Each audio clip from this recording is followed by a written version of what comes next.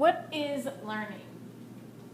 That's the big question. If you're trying to learn something, it'll be really important for us to understand what really is learning. What does it mean to learn? And so it turns out that teachers, as they're going through their training to become a teacher, they learn things called pedagogical strategies, which is how do I teach a student to learn something? And for whatever reason, they are these big secrets. No one tells students them, but they are a really integral part of you being aware of how you learn. You might have taken some surveys that helped you figure out if you were a visual learner, an auditory learner, or a kinesthetic, I like to touch things learner.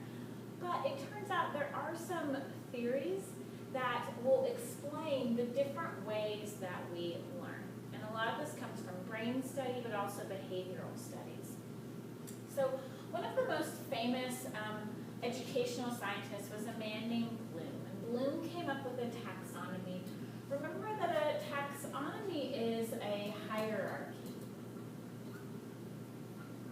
meaning it puts it in some sort of order. So sometimes Bloom's has actually been shown as a pyramid with these different levels. And the top, the pinnacle, being like the highest level. And originally Bloom was using some nouns. And so you have taken some time to kind of read over these levels of learning. And so it talks a little bit about what thinking is. Remembering that thinking is active. It's not passive. We're not computers. We can't just upload information into our brain. It's an active process. And so Bloom's taxonomy was revised to describe action. So instead of using nouns, to use verbs. And so what we want to do is we want to really look at what are these levels of learning and what does it mean to you, especially as an AP biology student. So if you will look at your full page,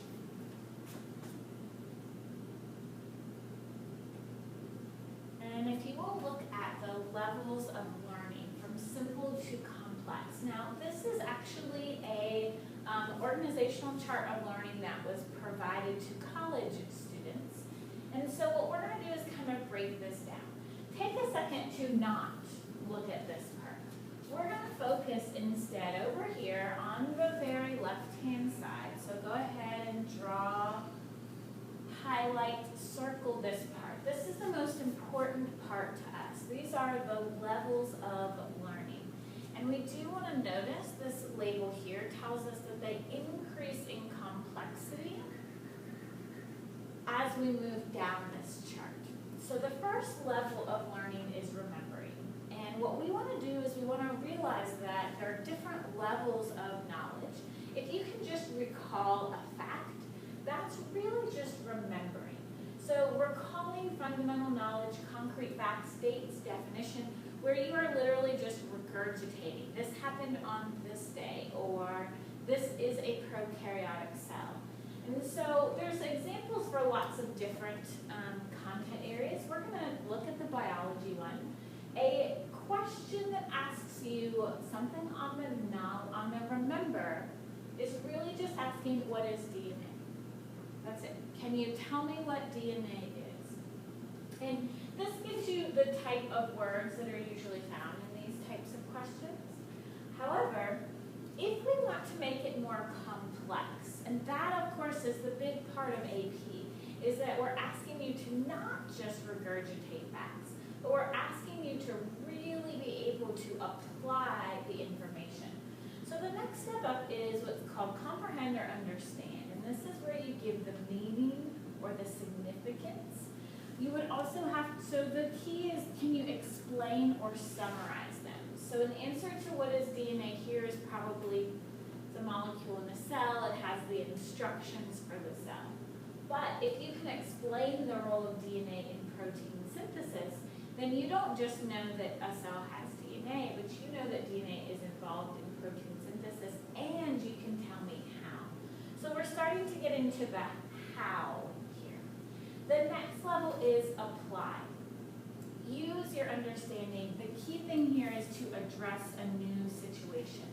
A lot of the things that you're going to be talking about in AP Biology are the application level.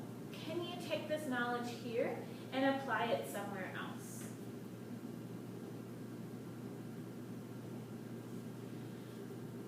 The next level is analyze. And analyze is where you're actually having to compare two different things. So being able to pay attention to the idea that I not only have to know what it is, but I have to also be able to compare it. So if we go back and look at apply, what happened if a point mutation turned an amino acid codon into a stop codon? But analyze is, why does it matter? And of course, this is one of my personal favorite words, why.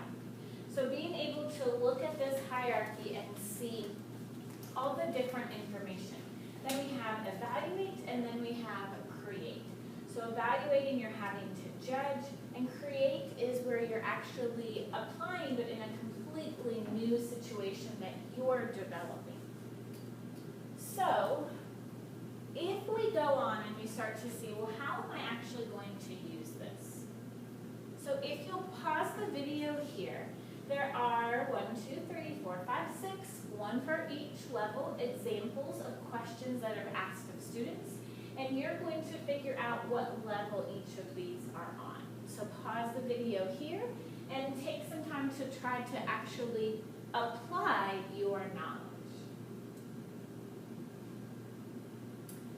The last part of this sheet is actually what we're going to come back to a little bit later. It's the idea of how do I use this information to help me study. So we're going to be looking at how will you create your own study guides for this class.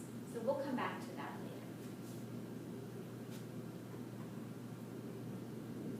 The final thing is another important piece of pedagogical or education knowledge that Bloom took the time to really elaborate on, which is the idea of knowledge dimensions. So we were looking at, if we pause for just a second, and we go back to, now this assignment is going to call it cognitive processes. If we go back here, we have these levels of learning. Remember, understand, apply, analyze, evaluate, and create.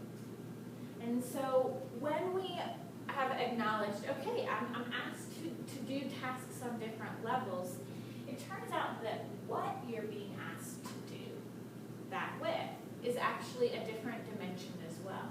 And these are called knowledge dimensions. And so a lot of what you might learn in a science class would be factual knowledge. These are basic to specific disciplines, so what you learn in biology would be different usually than what you learn in chemistry. But it's going to refer to facts, details, right? So if I'm asking you to learn the 4 different nucleotides of DNA, adenine, thymine, guanine, and cytosine, those are factual knowledge. But a different dimension of that is what's called conceptual knowledge. And these are really what we're going to call in this class overarching ideas. These are things that are really going to help you make bigger connections. So not just do I know what nucleotides are in DNA, but I understand the importance of a nucleotide across different living organisms. Then we have procedural knowledge, and this is where your labs are really going to come into play. And so keep in mind, science isn't just memorizing facts. Science is also, can you do something with that? And so procedural knowledge is something that we'll also have to practice this year. How do I use a micropipetter? That's not something that you memorize, it's something you actually have to do. You can read about how to use a micropipetter all you want, but until you actually get your hands on it and you learn how to manipulate the dials and pull up microliters of a liquid, it's not something you can just read and memorize. You have to actually do it. And the final dimension is the one that I think has meant the most to me over time, which is metacognitive knowledge. It's awareness of one's own cognition and particular cognitive processes. And so what does this mean, right? It makes sense to know facts, it makes sense to know concepts, it makes sense to know procedures, Metacognition is understanding how you and your brain work and process things. So this is a little bit about how do I really learn, but it's about being strategic and reflective about it as well. So if you take your first quiz or test and you didn't do well, right, one definition of insanity is doing the same thing over and over and expecting different results. If you don't ever reflect about how did I do on that and why did I perform that way, that's what metacognition is it's being aware that for someone like me, sometimes I have to be really careful that, let me just check my Facebook for a minute. Knowing that I have to keep that in check so that I'm working on my assignments and not checking my email or social media, that's part of metacognitive. It's part of knowing how your brain processes. And so it's a lot of knowledge of self is one of the big things. So in this class, you're going to be working on learning facts, learning concepts, learning procedures, but also learning how do I learn? How am I doing? Reflecting and evaluating yourself. And so you can actually combine the knowledge dimensions with what are called cognitive processes or the levels of Bloom's taxonomy. And you can say, okay, well, I'm learning something, it's a fact, but I'm actually having to apply that fact. And so you can actually kind of identify where this is. Now, when teachers learn this, we are taught to deliberately design assignments that kind of go across all of these.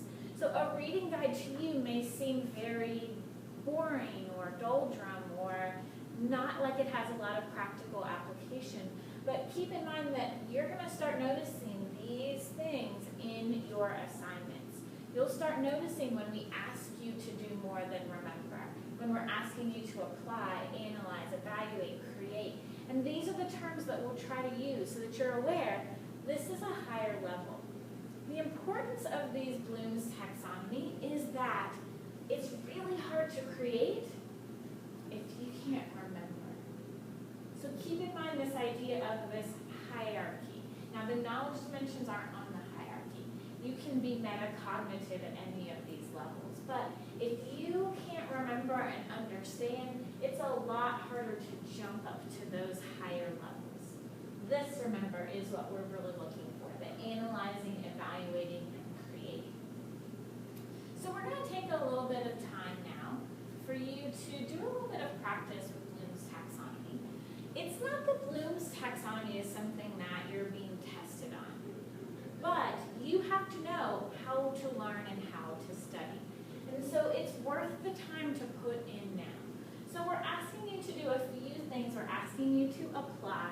We're asking you to evaluate. We're asking you to create so that you can start understanding when I do all of this learning, how well am I doing at it? And so this is what we'll